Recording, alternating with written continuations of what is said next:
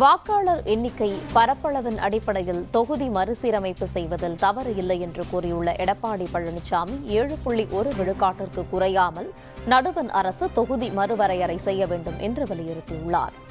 நிர்வாக வசதிக்காக வாக்காளர் அதிகம் உள்ள மக்களவை தொகுதி மற்றும் சட்டமன்ற தொகுதியை வாக்காளர் எண்ணிக்கை மற்றும் பரப்பளவின் அடிப்படையில் தொகுதி மறுவரை செய்வதில் எந்த தவறும் இல்லை.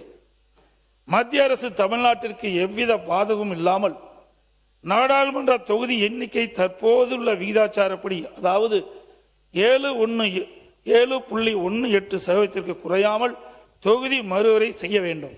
மத்திய அரசு கொண்டு வரவுள்ள தொகுதி மறுவரையில் தமிழ்நாட்டிற்கு சாதகமாக உள்ளதா பாதகமாக உள்ளதா என்பது பற்றி எதுவுமே தெரியாத நிலையில் அரசியல் காரணங்களுக்காக தமிழக வெற்றி கழக அரசு கொண்டு வந்த இந்த தீர்மானத்தை அனைத்து இந்திய அண்ணா திராவிட முன்னேற்ற கழகம் எதிர்க்கின்றது.